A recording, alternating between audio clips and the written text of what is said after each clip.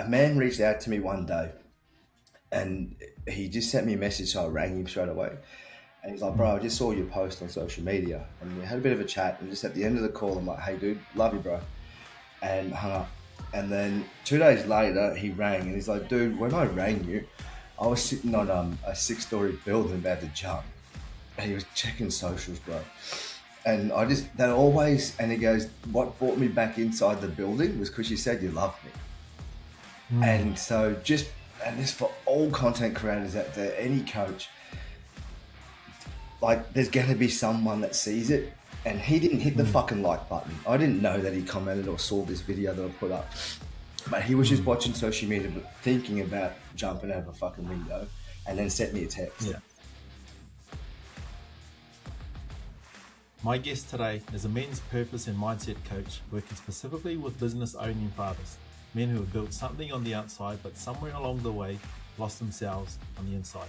Born in New Zealand, Blase Greiner brings a depth to the work that you can't manufacture.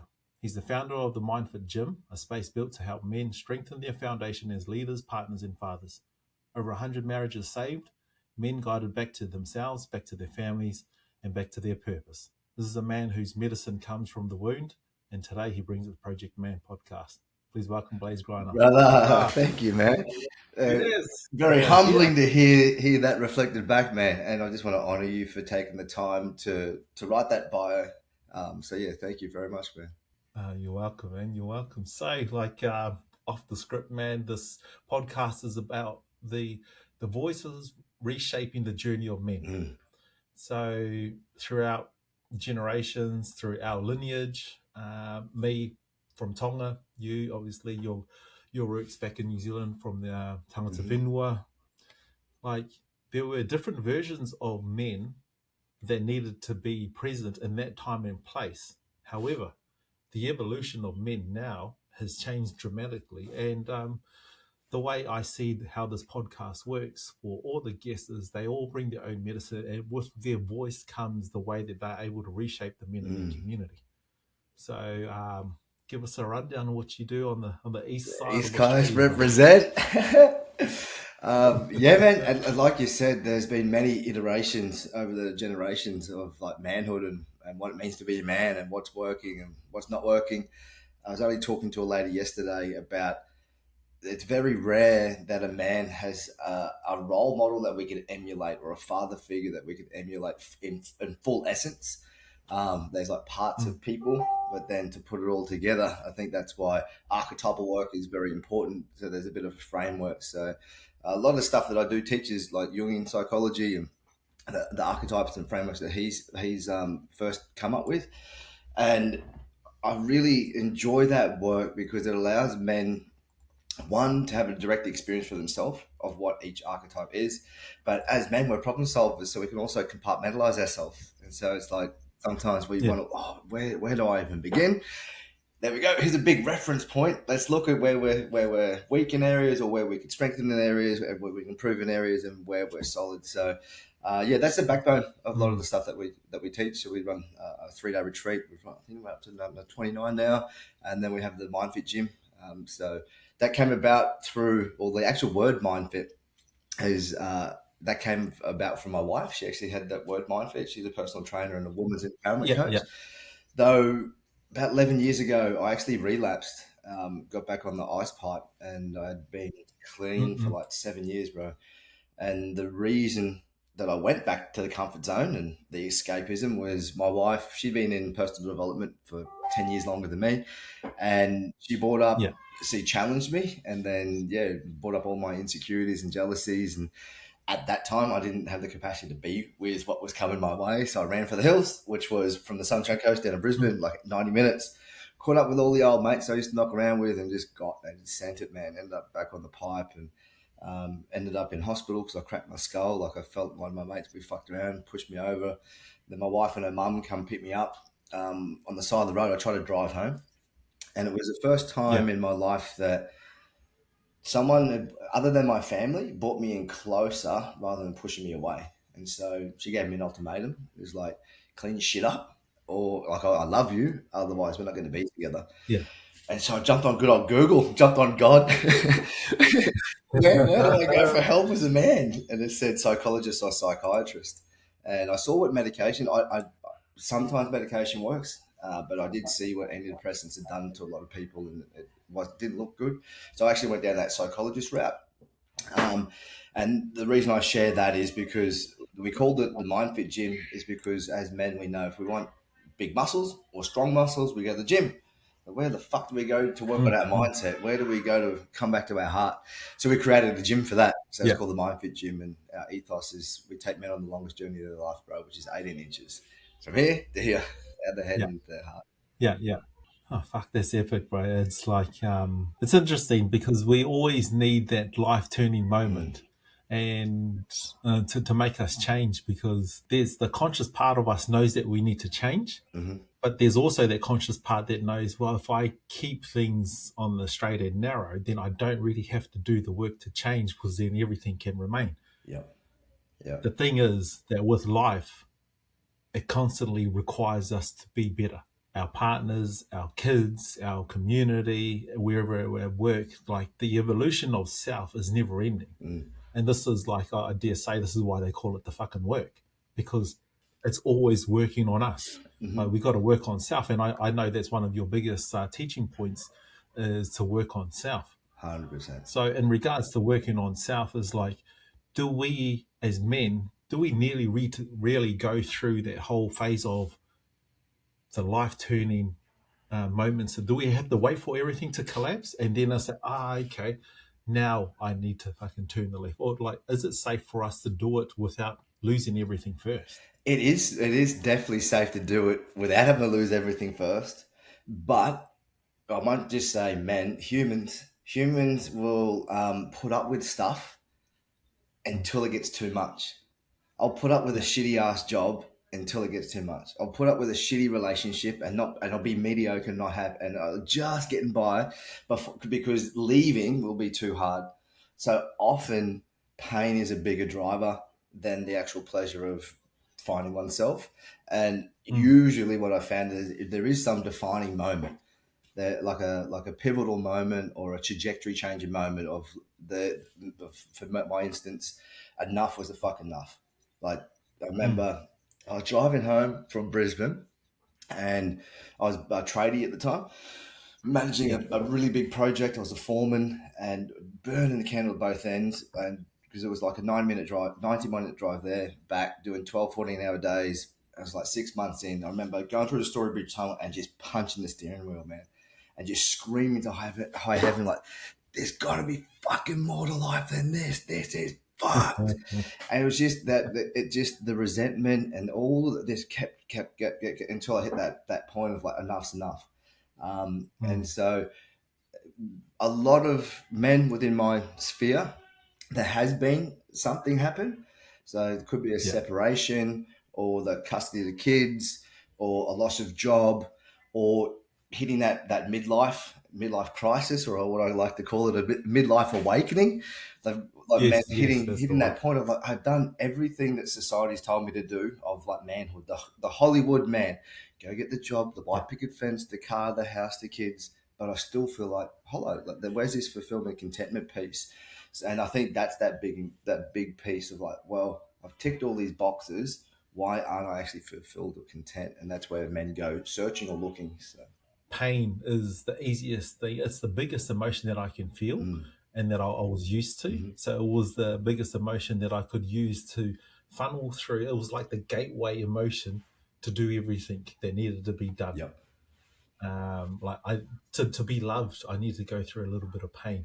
To feel validated, I need to go through a little bit of pain and all that stuff. And then, mm, like, how eye opening is it to start looking internally and receiving that help outside from whether it be from a therapist or the brotherhood or your partner who just sees that you don't have to go down this road. And it's like you're not by yourself. Like us men, we're pack creatures. mm-hmm, We used to be brought up in a tribe in a circle and we were corrected. mm-hmm, Now we live in our own house and that is our castle mm-hmm, and it's only just us. mm-hmm, And we're like, then you got all these other castles around the place. It's all like a competition. And society has somewhat allowed that to happen, to create that division, that because when we come together as a community, as a tribe and all that stuff, then the real shit happens. Yep. And I want to speak into this with you because you work with a lot of business Mm-hmm. owners, and I want to understand from what you've seen and helping the business owners and the type of man they are at work running their business Mm-hmm. versus the type of man they are running their household. Where the differences, or are they similar? Yep. Like speak into it, Yeah, brother. man. The biggest and why I'm smiling so much is majority of business owners, bro, are so structured and are over business, like the ins and outs and time management. I know how to do this, all that kind of stuff, but they haven't taken that ethos or analogy or philosophy and then plugged that into their own life. So like their like work is structured, but then outside of that, they're not managing time for themselves. They're not managing time for their relationship. They're not Mm, managing time for their spiritual growth or their personal growth. The biggest thing that I found is majority of men don't have a passion or a purpose or something that, like, if we call it play, adventure, or fun. When they first come, I was like, man, what's your passion? Fuck's me. I haven't had one since I was in high school, bro. And that's yeah, just yeah. because of that tick in the box. I'll just go hard in business and everything's for the family and the kids. And that's the biggest thing, man, is if we do it, if we're doing everything for everyone else, we forget ourselves. And that's the biggest downfall, man, is like what men are depleted, they're shells of men. Yeah, they're just not choosing themselves, man, which is Mm, the opposite of what we're taught. Because we're taught women and children go yeah, first, be yeah. selfless. One of the things, man, every time a man enters the Mindfit Gym, after they come into our container, I'm like, cool, bro, you're in. Like, you up for a challenge? And everyone, yeah, yeah, yeah, yeah. I'm like, when's the last time that you openly celebrated yourself? And they'll pause, and most of them ask me to repeat the question, like, what do you mean? Well, when's the last time that you told other people that you're proud of yourself, that you want to acknowledge your achievements and your accomplishments? And 100% of men like, I can't fucking remember. And that's like over hundreds of men that have come into our space. All these men like, Mm, what? So we've been so heavily conditioned that if we do celebrate ourselves, if we do talk that we're proud of ourselves, that tall poppy syndrome, people will just get pulled down, ridiculed. It's selfish, which is bad. So we've gone the complete opposite as men. We'll go people pleaser. mm, We'll just please everyone yeah. else. And I think that's for my observation, man. That's where we are as a generalization of men in this era right now. We're a generation of Mm, people pleasers, bro. There's like not a lot of men have got a backbone. Not a lot of men have purpose. They just succumb to this is life. And so yeah, I think this is this big turning point of men choosing themselves. And in turn, them choosing themselves, they're actually able to show up more powerfully for their family, for their business, for their fatherhood, for their community. yeah, and I like the way you put it down like that. Is the it's a real massive hit piece, the validation piece for men, where they put their identity onto their wives, onto their kids, onto their work, and nothing into who they are because they don't know who they are. So they outsource that validation piece. So if I need to become today, I need to be the man that is emotionally intelligent, who can see my wife's pain and all that stuff. I can be that man today. But tomorrow, when she's in a different mood, then I'll change it, switch it up again.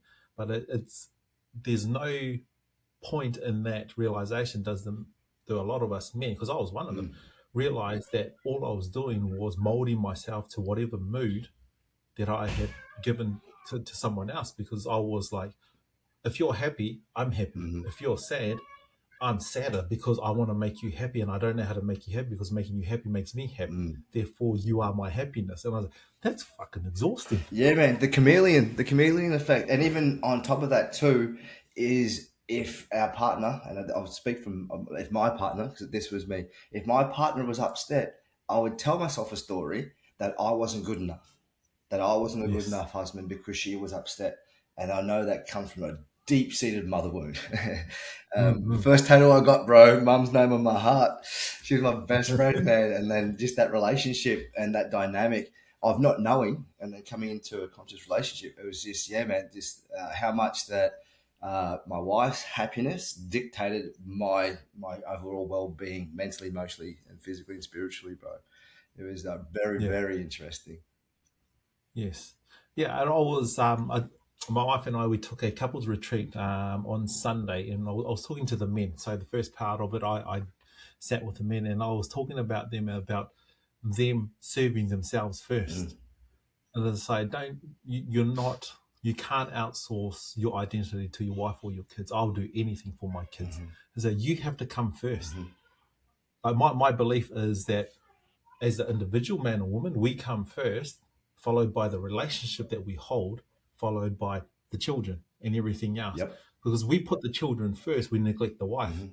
We put the wife first, we neglect ourselves. So it has to start with us first. And this is one of your biggest teaching points is self-love Yep. and all that stuff. But Yeah. it's a very, that word, those two words, self-love, in the blue collar industry, how much shit do you get No, for that? and I was one of them too, man. I thought self-love was something chicks did. And then Oscar Wilde said it the best, man. Falling in love with oneself is the beginning of a lifelong romance. And Mm, it was interesting when I first stepped into personal development. I was like 27, 28. It was interesting because the man I saw in the mirror, I didn't know who he was, and I didn't yeah. love him because of all the things that I hadn't forgiven myself for. And then unconsciously, I was still running the show. What you said about the identities is a really cool analogy we use of like it's the hats that we wear as men. And so hats come and go. And so we have, for me, I have a fatherhood hat, I have a facilitator hat, I have a husband hat, do jujitsu, so a jujitsu hat. And the reason I use this analogy for men is because with the identities, we say to the man, well, who's the man that wears all those hats? So who's the man that is underneath all of those hats? Because often, if one of those hats come off, this is those turning points, those trajectory changing moments. Because men have brought so much emphasis and validation of who they are into the hats that they wear. One of them comes off, they're like, "Well, fuck, I don't know who I am. What am I? Who am I without this? Who am I without that relationship or that job or that time with my kids?" So yeah, I enjoy that analogy. No, no, sweet. No, thank you for that. So obviously you've got your Kiwi background, the Māori Mhm, background, and the work that we do, mhm, being of Tongan descent, it's a bit of a touchy. Like I love it. The Māori brothers out there, they know, like the spiritual side of things has always been there, mhm. and I might get a little bit of flack for this, but fuck, I am who I am. The Tongan side of thing is always very Christian Yeah. based. And so weaving in spirituality is almost a contradiction to God, but at the same time, it's not if you sit with it long enough to understand that they come through the same weave. Mhm, So with in saying that, and obviously being blue collar, I still run a reconstruction company here in Perth. I do everything else outside of it yeah, because I believe there's a part of me that can weave everything in together slowly but surely, 100%. and this is my purpose. Um, but I still get a lot of flack. Mhm. And I know there's been a hit piece out on you a couple of months ago. Like, fucking tell me about it and what went through you. Like, what part of there's a guy that I saw on Instagram. He took someone else's process, another man's process. He plastered it up on his thing. He goes, "Why? Just go to the gym." He's a BJJ guy, Mhm. and I wrote a comment on his post on his video, and I said, I pray that one day you don't have to bury your brother because of the amount of shame that you put on men Mm, with the work they do. mhm. I haven't, it's maybe deleted or something like that, but it's like, fuck, this is a bullying to a whole new level to seek validation from those who are too scared to do the fucking work. Yeah, man. So for someone who's actually had a hit piece against them, like, man, tell me. It was really interesting, man. It was super interesting. There was a build up to it. And the first little thing, we did an exercise on one of the retreats where you put an arrow to your throat, and it's all about vision and Mm, stepping forward to your purpose. And then that's got a lot of hate, and I was just like, cool. Well, if there's a bit of hate with this, let's go again. So I did another one, and had a little bit more men's work in there. So because the yeah, biggest comment was it's gay. I'm like, okay, cool. yeah, I'm going to show you what.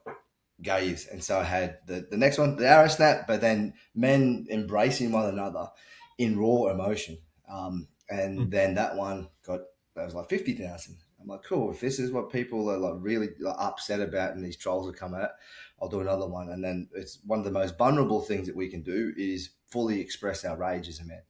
And so I put a little clip of that, and I think it's up to like 2.5 million views. And I only said to my wife 3 days ago, so this was about 8 weeks ago, man. But I'm still getting hate from that. I'll open up my thing, and there's 50 messages on Instagram of people still coming to that fucking post, and it's really so. Number one, the energy behind all of that, the amount of Mm. spiritual work that I've had to do because curiosity, if I buy into that bullshit, I started getting short Yeah. with the kids, and like many's like, stop buying into this bullshit. Like, Yeah. and Yeah. then so that first and foremost, that was the big lesson for me is not to buy into that and just do my breath work, do my protection every morning, and just keep moving all of this. But then my wife and I, we believe love is the answer, man. Always will be, always was. Mm. And so we also understand that it's just energy, so we can transmute it. So I started going on and commenting and like just calling spades to spades and calling people out that were trolls and keyboard warriors and that kind of stuff.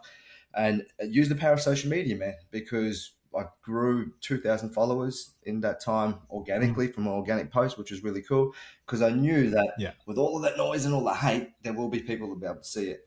But the other thing was Yes. really good is that it has shown me where the world is at the moment as well. And the biggest thing people come at is it's gay. And so it's like that's just a really easy, cheap shot for people to say, I'll just put this down and I'll say it's gay. The other one is the martial arts guys. I had a dude over in the West Coast, man, want to come over here and fight me. UFC dudes were messaging me and stuff. And they were saying, like, that rage release exercise, why don't you just come to the gym?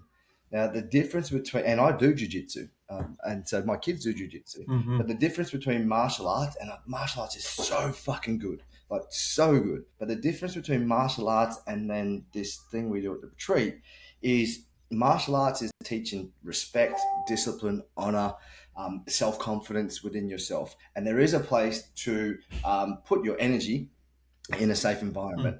But at a retreat, what people don't see is for 4 hours before that process, men are unpacking generational trauma, suppressed emotion. Yeah.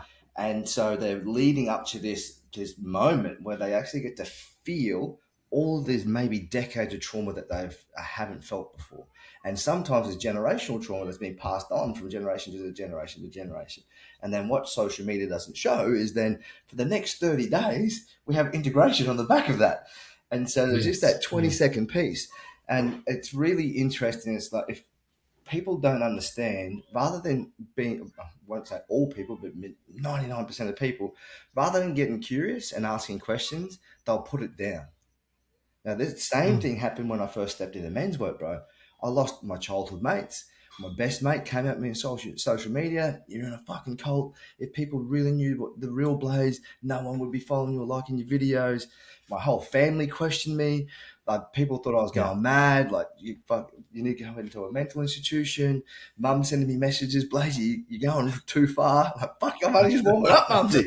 You haven't seen nothing. But changes it ruffles feathers, man, especially with the feminine. Yeah. Like change is like not safe. And Yes. yeah, but it was interesting, man. I had a really good mentor, Preston Smiles, and he just said, just stay in your lane, bro. Just keep doing you, Mm. and then they will come around. Don't try and change them. They're on their path. Just keep doing you. And majority of those people have turned around. The majority of those Yeah. people have reached out to me, like old mates, all that kind of stuff, or added me back on Facebook. So, but yeah, with that hate too, man, it was then the Daily Telegraph got a hold of it, and then so this young reporter did this clickbait piece, and that was the one that really fucking got under my nose, man, because of the propaganda and there's the way that she manipulated. And this is majority of journos manipulated Yeah. a trending thing of manosphere, and then tried Mm. to associate manosphere with the work that we do. And I say we do because you do, me, all the other guys in Mm-hmm. men's work across Australia and the world. Yeah. And it's nothing like that. And just use that as clickbait. And just one, never even rang me or tried to reach out to me or email me, ask for anything. And then two, just to blatantly lie, and just for Yeah. clickbait. That was yeah, that got up under my nose. So we've taken them to defamation. We've sent Daily Code. They've got some lawyers involved. And, yeah, so we gave them 30 days to reply. So we've Mm. probably got another 10 or so those days to go to see how they, if they'll retract the statement or redo one or apology type thing. So Yeah. we were going to leave it, man, my business partners and I. I'm like, no, Yeah. this is one of those times like you choose your battles, hey? And this is one of those times like, Yeah. hey, we choose this battle, let's fucking go. And then the other one was like you, bro. There was some people resharing that clip and then Mm. like just running it down. Yeah. And I understand clickbait. It's like, cool, well, this is going viral, so just use it. But what I didn't like was when they took my character into contempt. And so Yeah. it was really interesting. So I'd get mates and that send me stuff like, have you seen this guy? And a few of them were just having their own opinion. I'm like, yeah, it's all good. Mm. But then some of them that were exaggerating the facts or putting me down. So I'd private message Yeah. these guys and like voice message them and just Ooh, have a ooh, ooh. conversation, man. Like literally have a Yeah. conversation. And it was so interesting that they were all fucking show for the gram. Behind Yeah. the voicemail, oh man, yeah, I'm just using for clickbait. Well, don't take my character in contempt, man. Like you've said, Yes. like the retreat cost 10 fucking grand. Like it doesn't cost that, bro. I'll fix it. But that majority of those guys were good, Brand. They went back and they actually corrected stuff. Some people took stuff down. Yeah. But yeah, it was just it was interesting. Like, oh, I didn't think you'd message me back. Like, dude, look what you're doing, man. You're just a fucking Yeah. troll. That's interesting that the way that we evolve and the way that we step into our power, everyone who knows, it's like that expectation is that I know who you are, so I need you to stay small to what I know to make you fit into my world. Because if you grow any bigger, you're making me uncomfortable, Mm-hmm. and we can no longer be friends. Mm-hmm. Because the values that I had 10 years ago are nothing to what I had now. Mm-hmm. So all my mates that knew me 10 years ago as the party guy, the go-to guy, the guy that was had no boundaries, Mm-hmm. they need that person in order to fit into their world. Yep. And I say, no, I've evolved now. My circle's gone smaller, Mm-hmm. and there's no regrets about what we do. And going and sharing the work that you do, that we do, sharing around Instagram and on socials, it's like, fucking, this is just who we are. Yeah. Like, the more people that have shat on the work that we do, the more people are aware that this is the work that we do. If they can't see us now, they're not meant to, Yeah. because they'll see us when they need to. 100%. And that's been a couple of the comments that I get. It's like, why you put so much on social media? I'm like, because I remember a decade ago I was fucking lost. I didn't know Mm. men's work existed. I had to jump on fucking Google to find out where I could go for some help. So literally, that's why I put it on there, man. And I know because a man reached out to me one day, and he just sent me a message. So I rang him straight away, and he's like, Mm. "Bro, I just saw your post on social media," and we had a bit of a chat. And just at the end of the call, I'm like, "Hey, dude, love you, bro," and hung up. And then 2 days later, he rang, and he's like, "Dude, when I rang you, I was sitting on a 6-story building about to jump." And he was checking socials, bro. And I just, that always, and he goes, what brought me back inside the building was because you said you loved me. Mm. And so and this for all content creators out there, any coach, like there's going to be someone that sees it. And he didn't hit the Mm. fucking like button. I didn't know that he commented or saw this video that I put up. But he was just Mm. watching social media, thinking about jumping out of a fucking window, and then sent me a text. Yeah. And so, yeah, man, that's always sung true, man, of like, there's days, man, that it seems like a fucking grind. I don't want to fucking do it. But then just putting some stuff out there just to help someone, man, you know what I mean? Just to hear that right thing at the right fucking time. Yeah. Fucking, that's epic, bro. I could feel that coming through. Yeah, The way man. you spoke about that man. That's epic. Yeah. And that's So, something too, man. I've got a lot of flack because I tell men that I love them. Like, I love you, mm, bro. Like, how can you say that you love them? I'm like, I honestly do, man. They're fucking human.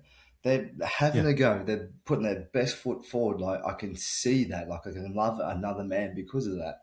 That was yeah, something I've been challenged with quite often. How can you tell people you love them? I do. That's from my heart. Yeah. It's the same too when you call a random guy that you meet at the gym or on the road. Like you have a little conversation. You say, "Yeah, have a good day, brother." Yeah. Uttering the word "brother" Mm-hmm. is a lot more. There's a lot more connection there than saying "bro." Bro is the "hey, how you going" kind of thing. Brother is making it more intimate. And Yeah. it's like, "Oh shit, you see me?" I was like, "What do you mean you see me?" Like, "Oh, Yeah. we don't even know each other." Like, it's hard to understand when you call another man brother, when you see it in their body and how it lands. They're like, "Oh shit!" Mm. Like, it's that acceptance. I'm being seen. I've been accepted for who I am Yep. in this 2 minute conversation that we've just had. Yeah. Another thing that we do too, bro, within Mindfit Gym and all of my spaces is we don't call each other. We don't call each other the boys. We call each other men. Mm, And yeah, that like a boys trip, a boys trip that has that boy like energy versus saying man. yeah, And mm, like within our space, men's like, oh, I've got a different conviction. Like there's a different feeling when we say men. Like going to a coffee shop and there'll be like a couple of men 60 and older yeah, yeah, yeah. and saying and just saying good morning to them, but dropping in good morning men and watching their body language, Ooh, they instantly square up. They instantly shoulders back, spine up a little bit, yeah, and they give the good old nod and they smile, and you can see that something has happened within them from just being recognized as men. And I think that aspect too, bro, like that respecting elders, mm, I think that's a big topic right now. yeah, That a really big topic that the youth of today, that like eldership is almost lost, man. And I think that's like what we're talking about tribal days is eldership is needed to pass on lineage and stories and wisdom. And yeah, that respect for elders is, yeah, man, it's that's why I love martial arts. mm, That's why I got my mm, kids into martial arts yeah, super young. So that there's other male role models teaching them the values that I hold dearly as well, not yeah. just me. I love that you brought up elders because the, I was born in the 80s, and a lot of people that were born in the 80s, 70s, 80s, 90s like to blame elders for their wounds.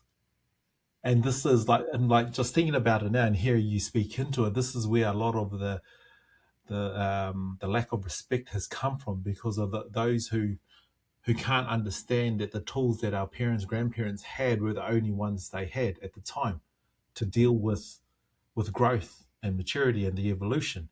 We now live in a world where, especially us, like born in the 80s, 90s, where we have access to everything. They only had access to a community online. Like, I'm talking to you, you're on the east side, I'm on the west side. Last night I was talking to Kip Sorensen in Salt Lake City in Utah.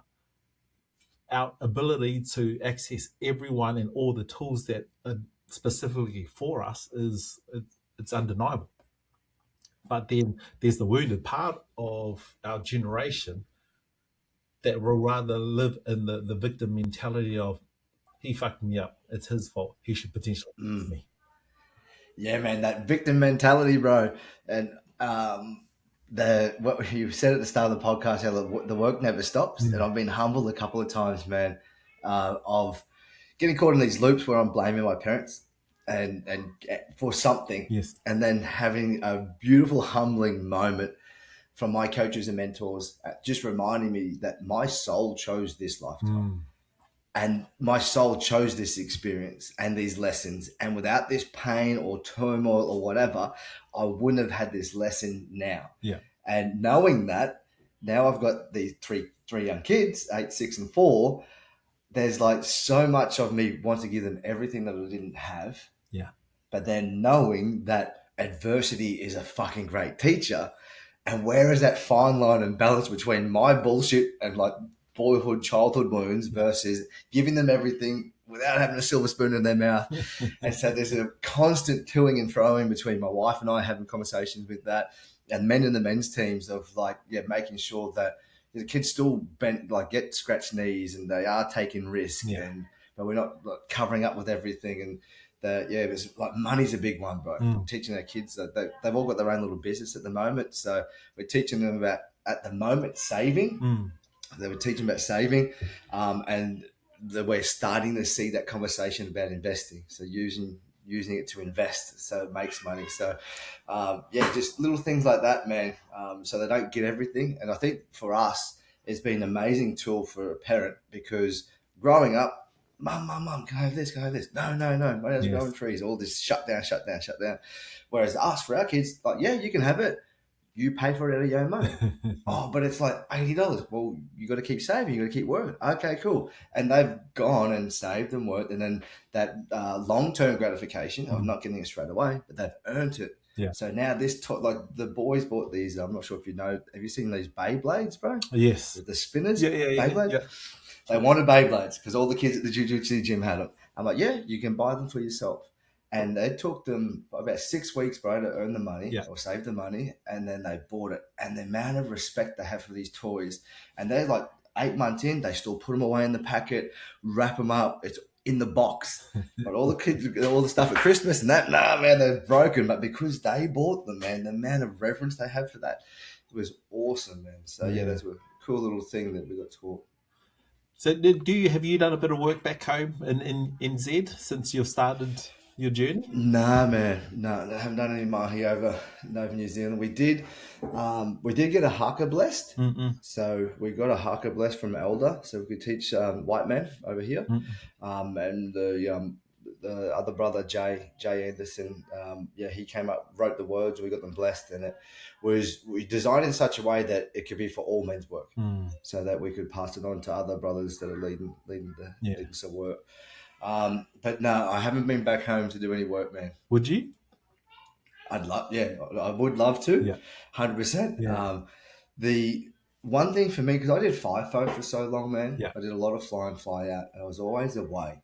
And so leaving my family when they're so young has been one of these sacrifices and things where, can I do what I do and still have a really beautiful quality time with my kids and upbringing? So at the moment, with them being so young, I've been able to build everything here on the Sunshine Coast and spend a lot of quality time with them, and only sporadically working away and going away. But we have been talking as a family unit that the littlest one, she's still 4.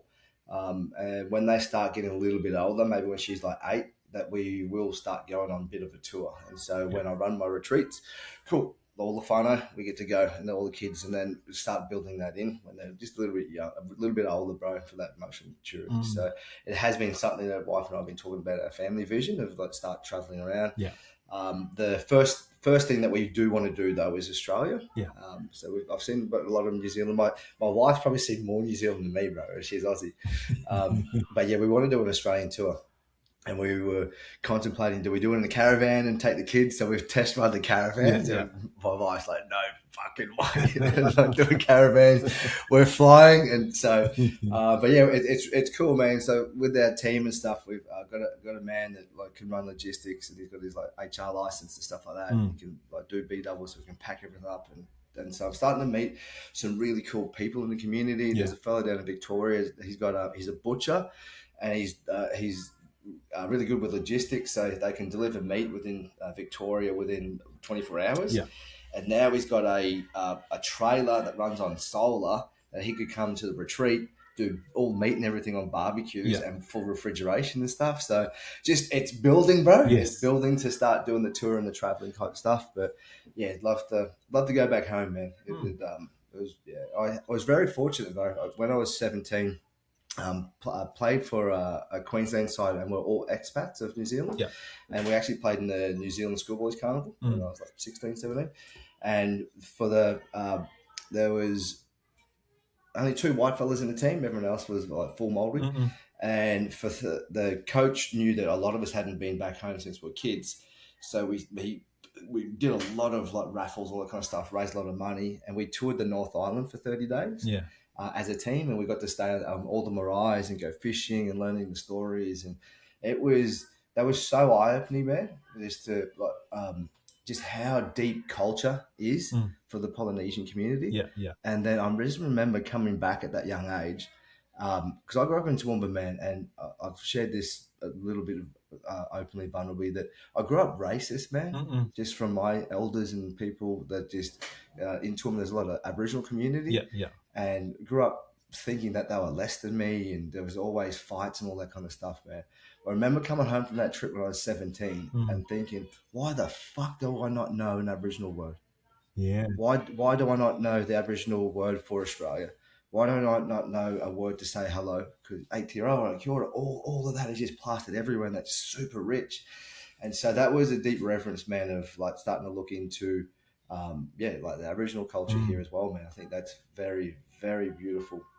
And it's been nice over the past sort of 8 years being able to meet some Aboriginal people in our community here and learn some of those words and learning some of the stories, man. And it just sitting like you're a little kid, like this, like with the grandfather telling stories. But I just love all that stuff, bro. Yeah. But I think it's missed, and I've asked a lot of mates that are Aboriginal, like, bro, what can I do to help? And I like re-educate, man. Yeah. Re-educate.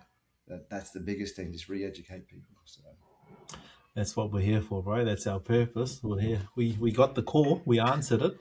Not everyone, not every man gets to answer that call, but it takes a specific kind of man to really step into their purpose, especially in this line of work that we do. There's a lot of business owners. There's a lot of every type of other man, but the man doing the work and standing up in the community, going against the grain, is one of the things you don't really find. Like, we know each other in a community that already exists, but that community is it's a drop in the ocean. 100%. And 100%. Man, I remind the men, because I've been doing it now 10 years, and I have to continually remind myself that this isn't normal yet. yeah, So catching up with the men's team every week, having men that we lean into, having a support system and a network of brothers that it doesn't matter what aspect of manhood, whether it's business, whether it's money, whether it's like self-development, fatherhood, what relationship, marriage, whatever piece of advice, there's a brotherhood there that I can lean on. And men coming new into the Mindfit Gym, that kind of stuff, just reminding them that at the moment, we're in the 1%. If you look at the population of men on the planet, there's only 1% of men doing men's work at the moment. And like to not take that for granted. And it's like, I got sick and I missed 2 calls in 2 weeks. It was the first time ever. And it felt like an eternity, bro. I remember getting back on, all the men coming on Zoom. Like, oh man, it feels like I haven't seen you guys for like forever. Just how much that love for other brothers, and that I remember the first men's circle I went to, and I remember leaving there, and up until that point, like I'd done the psychology, I started talking about my trauma, all that kind of stuff, but there was something missing, but I didn't know what it was. But it was this ache or a yearning for something. And I sat in that first men's circle. I remember getting in the car and like having a pep talk to myself, going, this is what it fucking is. It's camaraderie and brotherhood. Yeah. So I had that through football, and I had that in construction, but both of those communities and brotherhoods were against the moral values though and the standard I want to hold myself to.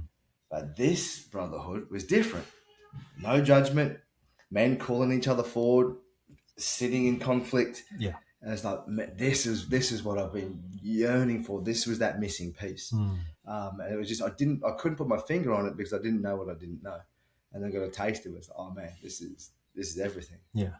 And then that's beautiful. Like, you don't know what you don't know. And when you sit in circle with men that are willing to sit into the discomfort with yourself and call you forward, it's not because there's no transactional type of relationship there.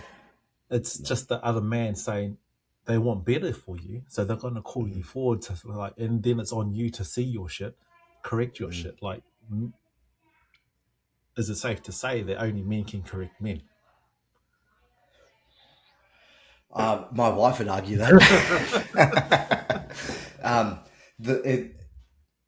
There's a couple of things with this, man. Like, it's a double-edged sword. So my wife, bro, her intuition is so powerful, so powerful. And she's the gatekeeper for my finances with business. So she's my bookkeeper. Yeah. And the amount of things she's like, this is a bad decision. Don't do this. And the amount of things that she'll just intuitively say, like, this doesn't feel right. This man doesn't feel aligned. And then I'll like, no. Then it'll play out months later. Yeah. So I deeply listen to my wife's advice. Yes. Though we have sat down and worked very hard with our family values and our standards and our non-negotiables and our conscious agreements. So we know that we call each other forward from love. So yes, like I feel that women can, Yeah. though I feel that where men often get it wrong, and this was me, is that I was seeking counsel from my wife Mm. and I was using her as a punching bag or a rubbish bin, just emotional rubbish bin. So I was using her as she's my best friend, but up until having a brotherhood, I would come to her and talk all about all of my problems, all of my insecurities, all of my fears. So she had to play a really masculine role. Yeah. And so I think this is where a lot of men, before they find men's work, get caught in. So I got caught in this trap. And then and it doesn't mean that we don't talk to our partners. It's just that we don't need to be really vulnerable with them. We'd be transparent. Mm. And what I mean by that is we can be vulnerable with the men.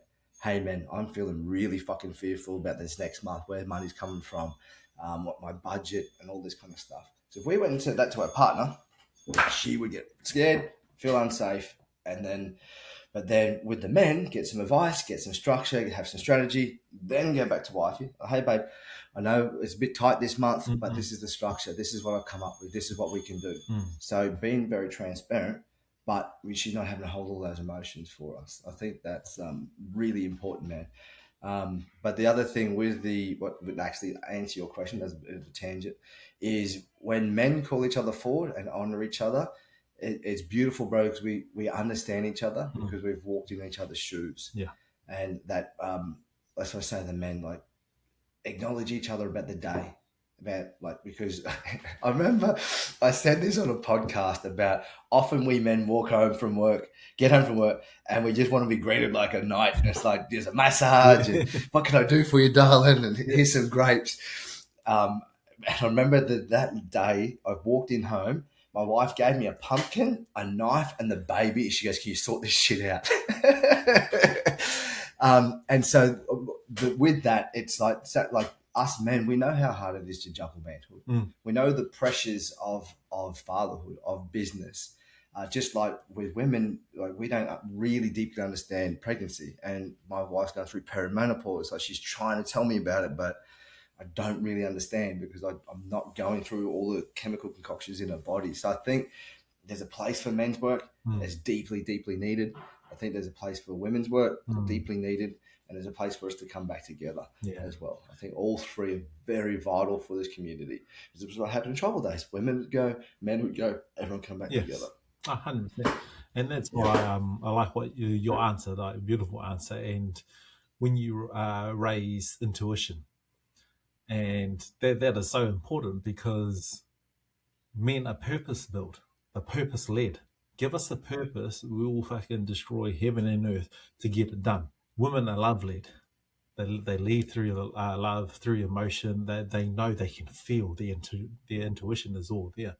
And when we come from work and we use our wives as a dumping ground, we're actually wanting them to solve our problems without telling them. Therefore, it activates the masculine part within them to try and solve our problems, and that's why they're so fucking exhausted. Like when they see us come home, they just don't want to stop thinking and just be, and they want us to carry on the thinking. So when we come home, they say, "Oh, what do you think about this?" And we try to palm that thinking masculine part back onto them.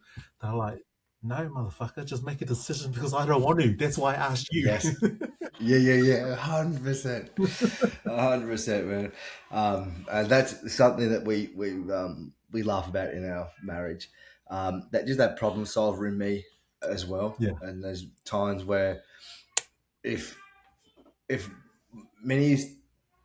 I haven't actually set a boundary or said, "Oh, hey, babe, I don't have the capacity right now." Yes. Like if I'm at my capacity, then I'll just problem solve it rather than holding space. Yes. I don't need you to fix this. I need you to listen to me. So that like for me, it's like, "Hey, babe, is this one of these moments that you like my advice or you like my support right now?" And she's like, "No, can you just hear me?" Like that's been a best question ever, man. Just asking for that, and it's actually it's allowed my nervous system to settle as well. Yeah. Because that like, oh shit, wifey's upset. I've got to, mum's upset. like that Yeah. that boy energy getting relived, just knowing that, oh, I don't have to do anything. Yeah. I just got to hold space, Mm. remind myself that I chose a powerful woman, Yeah. that she's birthed 3 kids, man. Yeah. She's a Yeah. Yeah. gangster. Yeah. Yeah. So yeah. My go-to one is, what do you need? And it allows her, like, straight away, when I say what do you need from me right now, straight away, I live off this thing where I need to be or have the lowest heart rate in the room. So when I say, what do you need? First off, it lowers my heart rate down to start receiving what she actually needs. It also gives her the opportunity to breathe and think, okay, what do I really need? She goes, okay, so I just need you to see me. I'm fucking exhausted. Just see me and be with me. I say, cool. Zero fixing at all. Presence is all that she wants, kind of thing. And it's very important. I apply this to the kids as well. When my 12-year-old daughter, when she starts losing her shit over anything, I turn around and say, what do you need? She goes, Papa, I need you to listen to me because you're not listening. I say, you've always been humbled by our children. It's got to happen. It'll never stop. Or when the big one, man, is like when they use the work against us, Yes. or like, hey, Dad, I just need some space right now. Fuck, I just want to get out the door, get those shoes on. Yeah. But yeah, wifey said a really good one for me, man, and she's like, um, in the night, if you could ask me, how can I support you tomorrow? Mm. Number one is you ask that, so I see your leadership and that you're thinking about me. And number two, I feel safe within that. And her going through perimenopause, man, at the moment, it, like you mentioned, like you said, daily it's been changing, man. And so something that I can see my wife and I feel like this is where she is, Mm. but then like running her a bath, I did it the other day. Like, hey babe, would you like me to run your bath? No, of course I don't want a bath. Like, oh fuck. 9 times out of 10 you would have had a bath Yeah. when you feel like this. Yeah. So yeah, and so that's been really awesome. And it was from my wife. That's what she said to me. She's asked me each night, "How can you support me tomorrow?" And that's been a game changer for us. Yeah. Because that way I know what to do. Yes. Done, and I get to lead it. You know what I mean? Yeah. And so it's very structured. It's like, this is what I need. Hey, sweet, this one. But it's also interesting that you brought up, hey, do you want a bath? And she goes, no, I don't want a fucking bath. For the unhealed man, that is going to sound like abandonment, useless, unworthiness, and all that. not good enough. All those stories will start coming through, and then we become a victim in their story. I said, no. What I tell a lot of men in my community is that, don't put yourself, you're not the main character in their fucking life. Pull yourself out. This is what holding space is letting them be the main character in their life and seeing what they're trying to show you, kind of thing. But and then if you don't know what the work is about, and if you're not aware that all you're doing is projecting and all that stuff, then everything becomes about you, and this is the resentment that starts building because you start inserting yourself in their stories when they just need what they need, and you just got to accept it and see it. Okay, sweet, this is where she's at. She doesn't need me. She's not angry at me and what I requested. This is just her way of communicating now. I'll take it. Yeah, man. I always look for like tells or triggers. Mm. You know, when you play poker, you look for a tell. For me, anytime I start justifying myself, Yeah. I know I'm below the line of consciousness and I've made it about me. Yeah.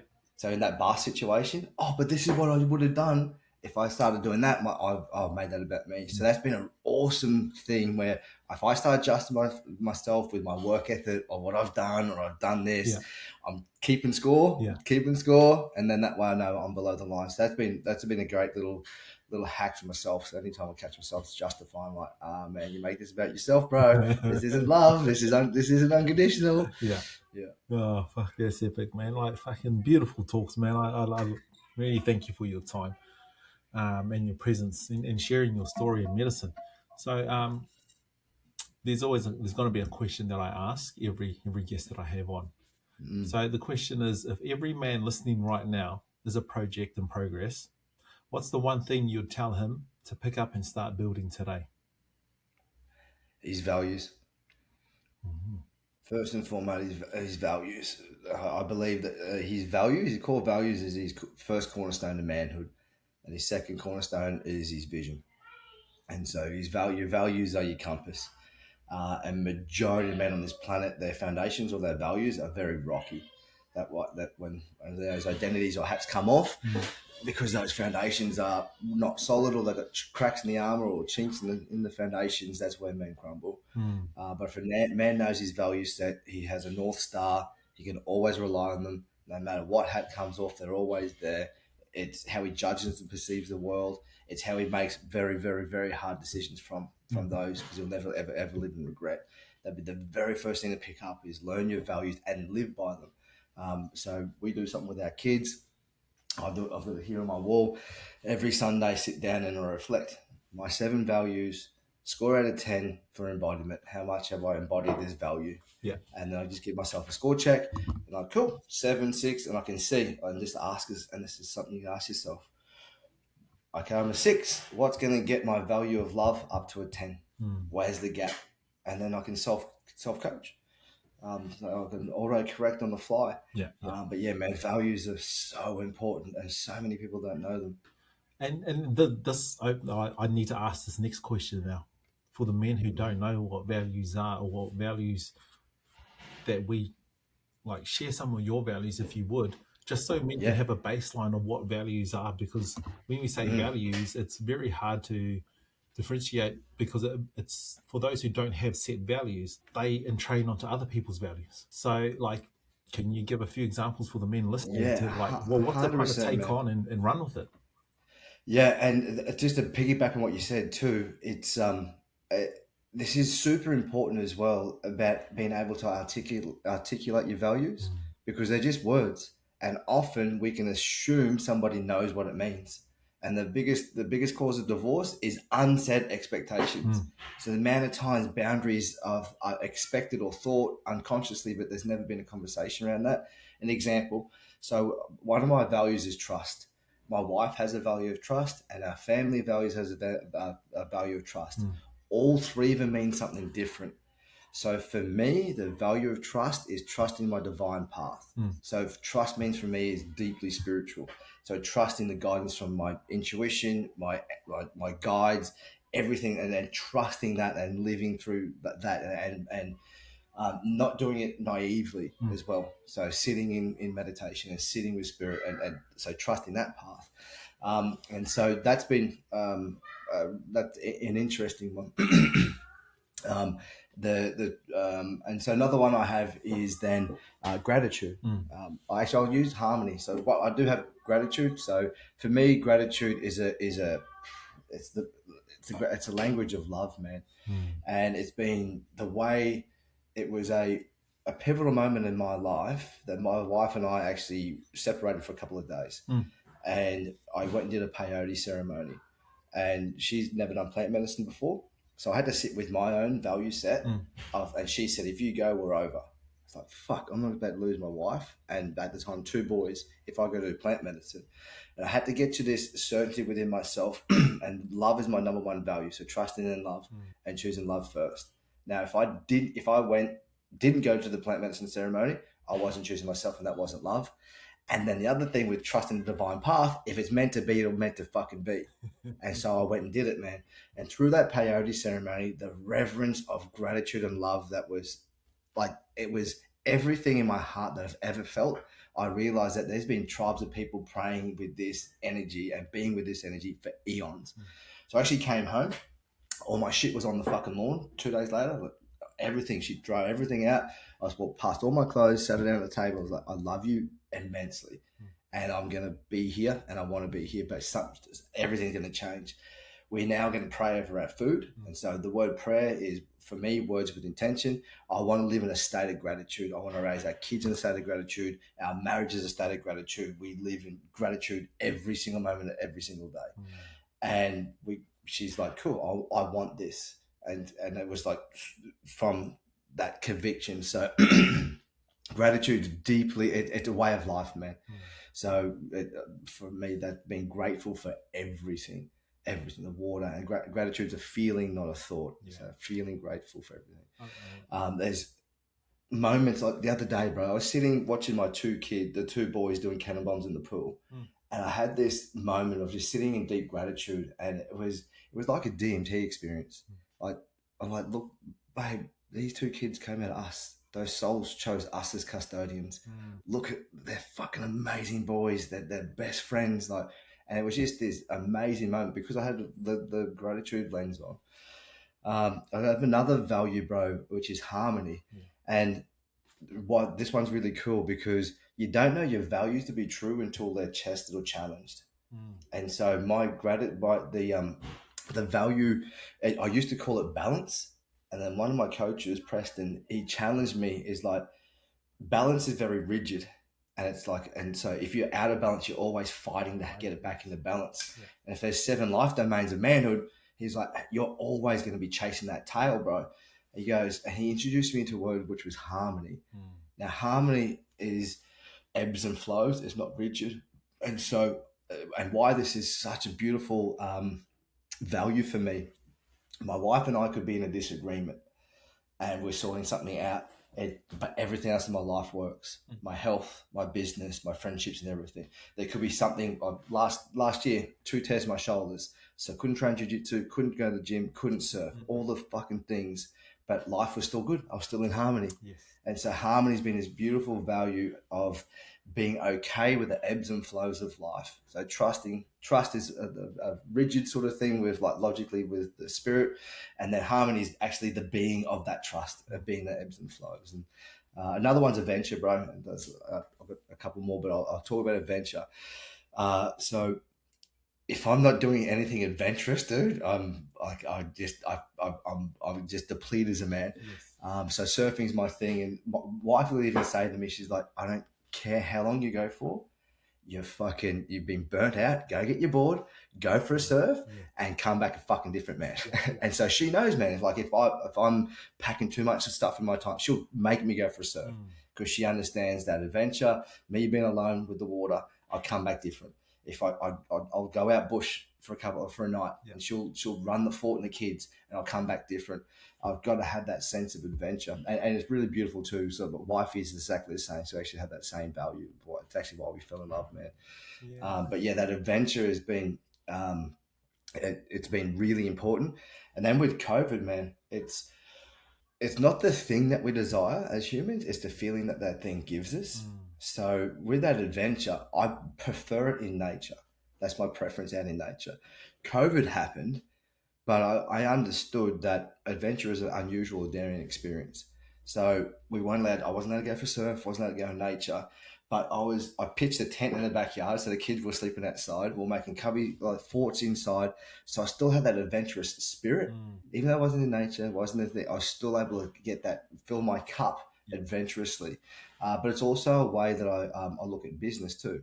I take on adventurous projects and people, and because it's important to me, man. So that's 4 out of the 7, man. No, it's beautiful. Like I love that adventure. The adventure for me, like feeling into what you're receiving from adventure is nourishment. Like self-nourishment. Like yes, 100% go out and be by yourself. Like we need that to recharge, and going to the water and going to the earth is beautiful because the water is not what separates us, it's what connects us. We're not from this land, so it kind of speaks to us through Tonga, through New Zealand, through wherever you are. And speaking to gratitude, I taught my my daughter gratitude. Gratitude is the language we speak to understand happiness, because if you don't know gratitude, you're going to find it very hard to know how to be happy, because through gratitude you learn to be happy about everything that you have, not everything you don't have. So that's fucking epic, brother. And I'm sure there's a lot of listeners out there that will hear this stuff and they can start adopting it to themselves, because this is not my value, this is not your value, it is ours personally, but it's also something they can take on, because the way we see value, like you said, the way you see trust is different from the way your wife sees trust and the way the kids see trust. So that's good. There's 3 stages when our values come in. So that 0 to 7 is the first sort of phase, and the main people that we get influence from is mum and dad, all the custodians. And then from 7 to 12, we start doing the modeling stage. So we start getting like school teachers and that kind of stuff and friendships. And then from 12, it was 12 to 21, but there's now science saying there's actually 12 to 27 that we actually start, is where the identities start to form, because the friendships of like right, wrong, yes, no, up, down, I get love if I do this, on that. And so there is a big influence from the world around us. But a lot of the time, like you've just mentioned, man, is and up until I realized my values and my vision was I was doing everything in my life because I thought it would make my mum proud of me and my dad proud of me and my mum happy. Yeah. And so those goalposts weren't fucking mine. So I had to reset them for myself, bro. And that's at the moment. So my wife and I, we've come up with our family values, and when the kids hit high school, we're going to sit down and redo them together. Yeah. And so that we'll teach them what theirs are, and as a family unit, then we'll develop them. And I think that's super important too, because that way they own them. They come up with them as well, and that's going to be a nice accountability piece to hold them accountable to. This is the values that we've come up in this household. Hopefully, I think it'll work.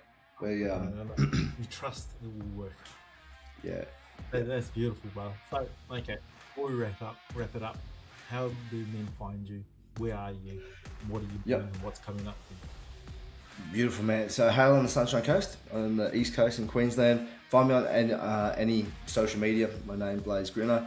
What we've got coming up in 2026, we've got our 3-day retreat in July and in November. And then we also have the Mindfit Gym, which is you can come into that brotherhood at any time or any space. But there's a no dickhead policy, so you can't buy your way into it. You've got to have a chat with me because we understand that we're all eagles, man. So all this brotherhood, we're eagles, and we flip toolbox syndrome on its head. So that it's not for everyone. We understand that, but yeah, that's how people can find out. Epic stuff, right? Well, again, thank you for your time. I appreciate it. Thank you for answering the call. We have never met in person. You answered the call on a cold DM message, and thank you. This is fucking what connection's all about. 100%, brother. You're doing amazing things. Thanks for having me, bro. Yeah, thank you, bro.